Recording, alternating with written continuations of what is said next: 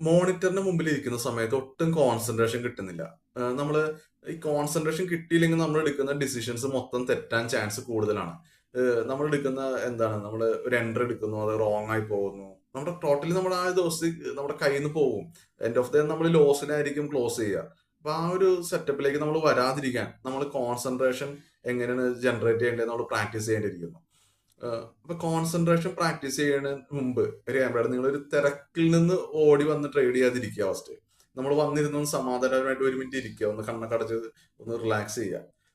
ഒരു നമ്മുടെ heart beat ഒക്കെ ഒരു നോർമലിലേക്ക് കൊണ്ടുവരാൻ ശ്രമിക്കുക. അതിനുശേഷം നമ്മൾ എന്താ ചെയ്യേണ്ടതെന്ന് വെച്ചാൽ നമ്മൾ ബ്രീത്തിൽ കോൺസെൻട്രേറ്റ് ചെയ്യുക. നമ്മൾ എടുക്കുന്ന ബ്രീത്ത് ഉണ്ടല്ലോ, കണ്ണടച്ചിട്ട് ബ്രീത്തിൽ ഒന്ന് കോൺസെൻട്രേറ്റ് ചെയ്യുക. അതിന്റെ ഒരു നമ്മൾ അകത്തേക്ക് എടുക്കുന്നതും പുറത്തേക്ക് വിടുന്നതിൽ കോൺസെൻട്രേറ്റ് ചെയ്യുക. ചിലർക്ക് അത് കോൺസെൻട്രേറ്റ് ചെയ്യാൻ പറ്റില്ല തുടക്കത്തിൽ. അപ്പൊ നമ്മൾ ഫിംഗർ ഒന്ന് നോസിന്റെ ടിപ്പിൽ വെക്കുക.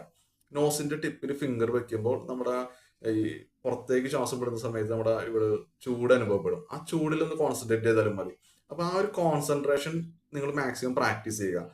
ചിലപ്പോൾ തുടക്ക സമയത്ത് ഒരു മിനിറ്റ് ആയിരിക്കാം ഇപ്പൊ നമുക്ക് പറ്റുക, ചിലപ്പോൾ 10 മിനിറ്റ് പറ്റിയായിരിക്കാം.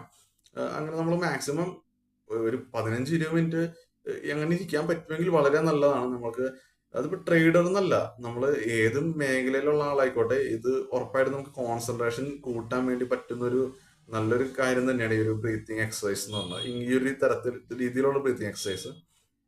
അപ്പൊ ഇത് ഉപയോഗപ്പെടുന്നുണ്ടെങ്കിൽ നിങ്ങൾ ഉറപ്പായിട്ടും കമന്റ് ചെയ്യുക. Thank you.